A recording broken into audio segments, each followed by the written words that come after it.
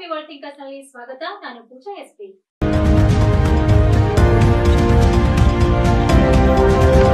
ಬೀದರ್ ನಗರದ JMFC 2 judge ರವರ ಮನೆ ಕಳವು ಮಾಡಿದ ಕಳ್ಳರನ್ನು ಪೊಲೀಸರು 15 ದಿವಸದೊಳಗಾಗಿ ಅವರನ್ನು ವಶಕ್ಕೆ ಪಡೆದುಕೊಂಡು ಅವರು ದೋಚಿದ ಹಣ ಮತ್ತು ಚಿನ್ನದ ಆಭರಣಗಳನ್ನು ವಶಪಡಿಸಿಕೊಂಡಿದ್ದಾರೆ. ಇದೇ ಏಪ್ರಿಲ್ 15ರಂದು ನಸುಕಿನ ಜಾವದಲ್ಲಿ ಅವರನ್ನು ಬಂಧಿಸಿ ಪೊಲೀಸರು ನ್ಯಾಯಾಂಗ ವಶಕ್ಕೆ ಒಪ್ಪಿಸಿದ್ದಾರೆ. ಈ ಕುರಿತು ಬೀದರ್ ಜಿಲ್ಲಾ ಪೊಲೀಸ್ ವರಿಷ್ಠಾಧಿಕಾರಿ ಪ್ರದೀಪ್ ಗುಂಟಿಯವರು ಬೀದರ್ ನಗರದ ಪೊಲೀಸ್ ಕಚೇರಿಯಲ್ಲಿ ಕರೆದ ಪತ್ರಿಕಾಗೋಷ್ಠಿಯಲ್ಲಿ ವಿವರಣೆ ತಿಳಿಸಿದರು. ASP ಚಂದ್ರಕಾಂತ್ ಪೂಜಾರಿ ಅವರು ಪತ್ರಿಕಾಗೋಷ್ಠಿಯಲ್ಲಿ ಉಪಸ್ಥಿತರಿದ್ದರು. ಬನ್ನಿ ಕೇಳೋಣ SP ಪ್ರದೀಪ್ ಗುಂಟಿ ಅವರಿಂದ ಸಂಪೂರ್ಣ ವಿವರಣೆ. ಏಪ್ರಿಲ್ 1ರಂದು ಕಳವು ಘಟನೆ ನಡೆದಿದ್ದು, ಏಪ್ರಿಲ್ 15ರಂದು ನಸುಕಿನ 2:30 ಗಂಟೆಗೆ ಬಂಧಿಸಿದ ನಮ್ಮ ಬೀದರ್ ಜಿಲ್ಲೆಯ ಹೆಮ್ಮೆಯ ಪೊಲೀಸರ ಕಥೆ. 2 ಗಂಟೆ ಮಧ್ಯ ನಮ್ಮ ಸಿಟಿ ಲಿಮಿಟ್ಸ್ ಬರುವಂಥ ಒಬ್ಬ JMFC ಜಡ್ಜ್ ಅವರ ಮನೆಯಲ್ಲಿ ಒಂದು ಕಳ್ಳತನ ಆಗಿದೆ.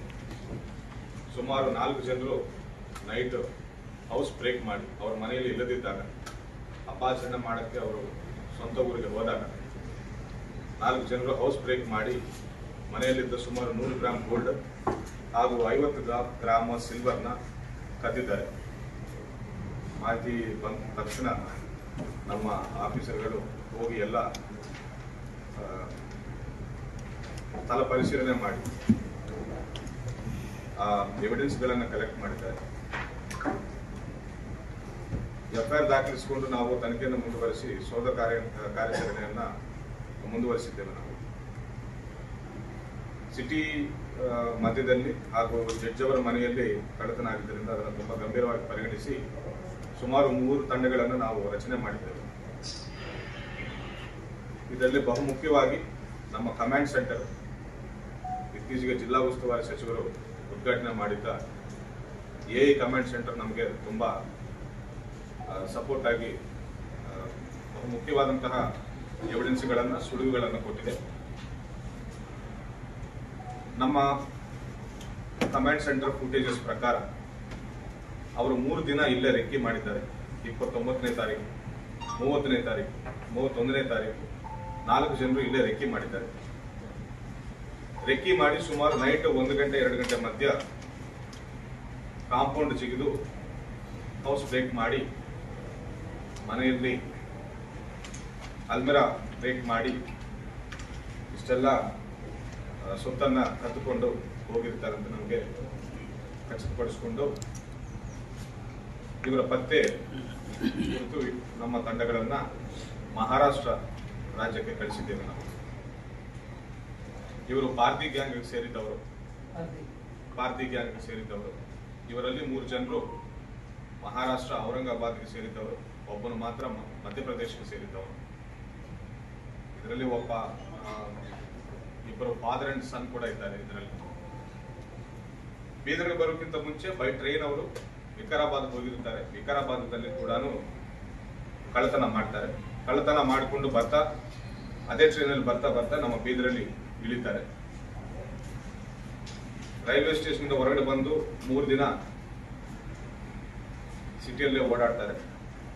ಈ 3 ದಿನ ಎಲ್ಲಾದ್ರೂ ಉಳ್ಕೊಂಡಿದ್ದಾರೆ ಅಂತ ನಾವು ಪರಿಶೀಲನೆ ಮಾಡಿದ್ದಾಗ ಎಲ್ಲಿನೂ ಉಳ್ಕೊಂಡಿಲ್ಲ. ನೈಟ್ ಆಗ್ತಿದ್ದಂಗೆ ಮತ್ತೆ ಟ್ರೈನ್ ಹತ್ತುವುದು, ಮತ್ತೆ ಜರ್ನಿ ಮಾಡಿಕೊಂಡು ನೆಕ್ಸ್ಟ್ ಡೇ ಬೆಳಗ್ಗೆ ಬರುವುದು, ಮತ್ತೆ ರೆಕ್ಕಿ ಮಾಡ್ಕೊಳ್ಳೋದು, ಮತ್ತೆ ನೈಟ್ ಟೈಮ್ ಟ್ರೈನ್ ಹತ್ತುವುದು ಹೋಗುವುದು, ಈ ರೀತಿ ಮಾಡಿದ್ದಾರೆ ಅಂತ ಕಂಡು ಬಂದಿದೆ. ಇವರಿಗೋಸ್ಕರ ತೆಲಂಗಾಣ ಪೊಲೀಸರು ಹಾಗೂ ನಾವು ಕೂಡ ಇಬ್ಬರು ಸರ್ಚ್ ಮಾಡಿದ್ದೇವೆ.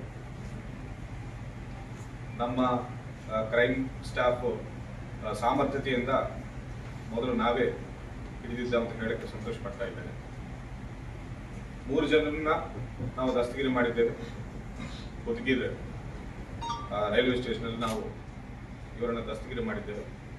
ಇನ್ನೊಬ್ಬನು ಮಾಹಿತಿ ಗೊತ್ತಾಗ್ತಾ ಇದ್ದಂಗೆ ಮೇ ಬಿ ಈ ಸಹಚರರ ಕಡೆಯಿಂದ ಮಾಹಿತಿ ಗೊತ್ತಾಗ್ತಾ ಇದ್ದಂಗೆ ಓಡಿ ಹೋಗಿದ್ದಾನೆ.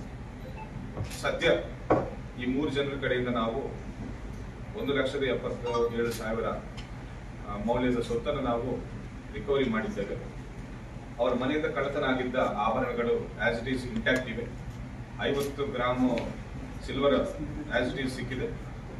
ಅದೇ ರೀತಿ ಪೆಂಡೆಂಟ್ಸು ಆ್ಯಂಡ್ ಬ್ಯಾಂಗಲ್ಸ್ ಇಂಟ್ಯಾಕ್ಟ್ ಆಗಿ ಸಿಕ್ಕಿದ್ದಾವೆ. 4ನೇ ಆರೋಪಿ ಪರಾರಿಯಲ್ಲಿದ್ದಾನೆ, ಅವನಿಗೆ ಕೂಡ ಶೀಘ್ರದಲ್ಲೇ ನಾವು ಹಿಡಿತೇವೆ. ಸೊ ಇವ್ರ ಮೇಲೆ ಬೇರೆ ಬೇರೆ ರಾಜ್ಯಗಳಲ್ಲಿ ಏನೇನು ಕೇಸುಗಳಿವೆ ನಾವು ಕೋಆರ್ಡಿನೇಟ್ ಮಾಡಿಕೊಂಡು ಅವರಿಗೆ ನಾವು ಸಪೋರ್ಟ್ ನೀಡ್ತಾ ನಾವು ಮಾಧ್ಯಮ ಮುಖಾಂತರ ಹೇಳ್ತೇವೆ. ನಿನ್ನೆ ನಾವು CM ಬಂದೋಬಸ್ತ್ ಪ್ರಯುಕ್ತ ಆ ಕಡೆ ಹೋದಾಗ ಎಲ್ಲ ಈ ಮೆಕ್ಯಾನಿಕ್ಗಳನ್ನು ಕರೆದು ಅದೇ ಹೇಳಿದ್ದೇವೆ. ನಾವು ಇನ್ನು ಮುಂದೆ ಈ ರೀತಿ ರೋಡನ್ನು ಬ್ಲಾಕ್ ಮಾಡಿದ್ರೆ ಒಪ್ಪುವುದಿಲ್ಲ ಅಂತ ಹೇಳಿ ನಾವು ಹೇಳಿದ್ದೇವೆ. ಅಂಡ್ ನಾವು ಟವಿಂಗ್ ವೆಹಿಕಲ್ಸ್ ಕೂಡ ತರ್ತಾ ಇದ್ದೇವೆ ಮುಂದೆ. We will not road obstruction ನಾವು we will take it serious.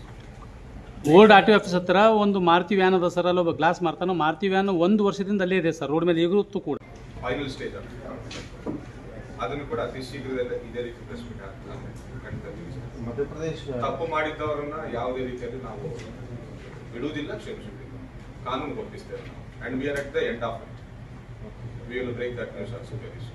Sir traffic के लिए इतना अवेयरनेस प्रोग्राम्स करें आप, बहुत सारे प्रोग्राम्स करें, लेकिन आज भी ट्रैफिक में कोई भी ಬರ್ತದೆ, ಬದಲಾವಣೆ ಬರ್ತದೆ. ಒನ್ ವೇ ಕಂಪ್ಲೀಟ್ ಹೋಗ್ಬಿಟ್ಟಿದೆ ಸರ್. ಒನ್ ವೇ ಇರೋದೆಲ್ಲ ಒನ್ ವೇ ಮಾಡಿದ್ದೇವ. ಸಾರಿ, ಒನ್ ಸೈಡ್ ಪಾರ್ಕಿಂಗ್ ಇತ್ತಲ್ಲ, ಈಗ ಅದು 2 ಸೈಡ್ ಪಾರ್ಕಿಂಗ್ ಆಗಿಬಿಟ್ಟವ. ಟ್ರಾಫಿಕ್ ಮೋರ್ ಮಾರ್ಕೆಟ್ ರೂಲನ್ನು ಮತ್ತೆ ತರ್ತೇವೆ. ಸುಮಾರು 150 ಆಫೀಸರ್ಗಳು ಅಂಡ್ 4 ASRPಗಳು ಎಲ್ಲರೂ ಸೇರಿ ನಾವು ಬಂದೋಬಸ್ತ್ ಕಟ್ಟುನಿಟ್ಟಾಗಿ ಮಾಡಬೇಕಿದ್ದೇವೆ. ಎನ್ ರೂಟ್ ಬಂದೋಬಸ್ತನ್ನು ಹಾಗೂ ವೆನ್ಯೂ ಬಂದೋಬಸ್ತನ್ನು ನಾವು ಗಟ್ಟಿಗೊಳಿಸ್ತೇವೆ. ಸಾರ್ವಜನಿಕರು ಕೂಡ ನಾವು ವಿನಂತಿಸಿಕೊಳ್ಳುವುದೇನೆಂದರೆ, ಕೆಲವೊಂದು ಕಡೆ ಟ್ರಾಫಿಕ್ ಅನ್ನು ನಾವು ಡೈವರ್ಟ್ ಮಾಡಿದ್ದೇವೆ. ಪ್ರೆಸ್ ನೋಟ್ ಕೂಡ ಕೊಡ್ತೇನೆ, ಯಾವ್ಯಾವ ರೂಟ್ಗಳಲ್ಲಿ ಡೈವರ್ಟ್ ಮಾಡಿದ್ದು ಪ್ರೆಸ್ ನೋಟ್ ಕೂಡ ಕೊಡ್ತೇನೆ. ಸೊ ದಯವಿಟ್ಟು ಪಬ್ಲಿಕ್ ನಮಗೆ ಸಹಕರಿಸಿ ಅಂತ ಬೇಡ್ಕೊಳ್ತೇನೆ. ಮಾಧ್ಯಮದವರು ವಾರ್ತಾ ಸಂಚಿಕೆ ಇಲ್ಲಿಗೆ ಮುಕ್ತಾಯವಾಗುತ್ತದೆ. ನಾಳೆ ಮತ್ತೆ ಭೇಟಿಯಾಗೋಣ ಇನ್ನಷ್ಟು ಹೊಸ ವಿಷಯಗಳೊಂದಿಗೆ. ನಾನು ಪೂಜಾ, ವಂದನೆಗಳು.